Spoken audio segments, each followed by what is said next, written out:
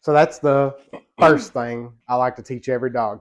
There's a couple things going on with that. One, it gets you to where you can move them where you need them without having to manhandle them.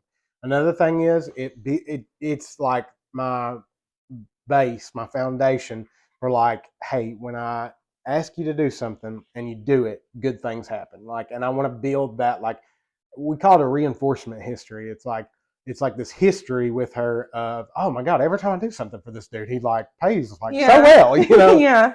So, and then they get enthusiastic about listening to you and all that. So then,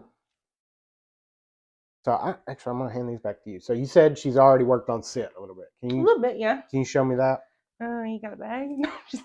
Huh?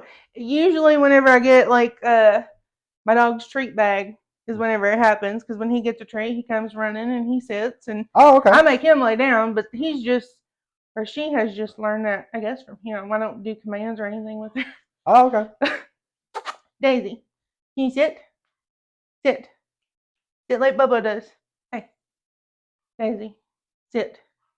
Okay. Nope, So not gonna happen. let me stop it. So I'm going to show you how to get away from that. So you said they'll do it when you get the treat bag out, right? Mm-hmm. So I want you to be able to get your dog to sit without having to have a treat bag. Okay.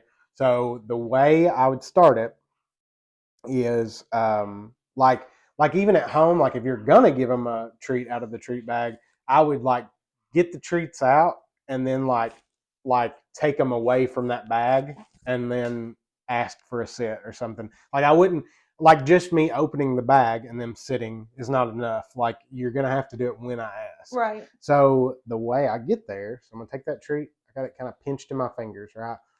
Pretty much everything you're gonna see today is that's how I'm gonna hold a treat for the most part.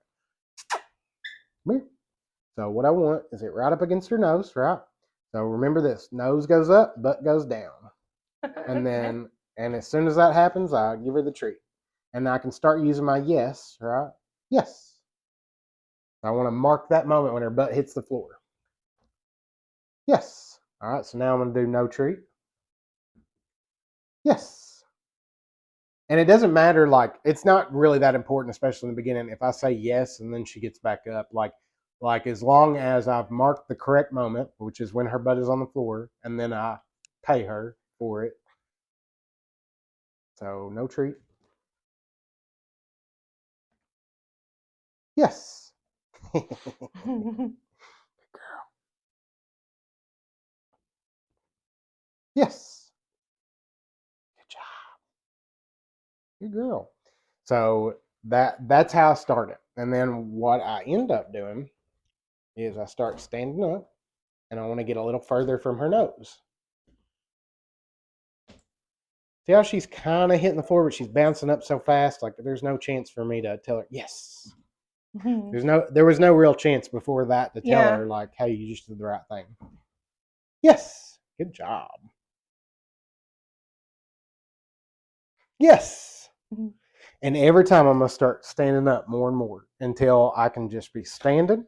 And I just raise my hand like that and she sits. And at that point, you've got a hand signal that means sit, right? And then later I'll show you how to introduce a word. So, take them. I just got to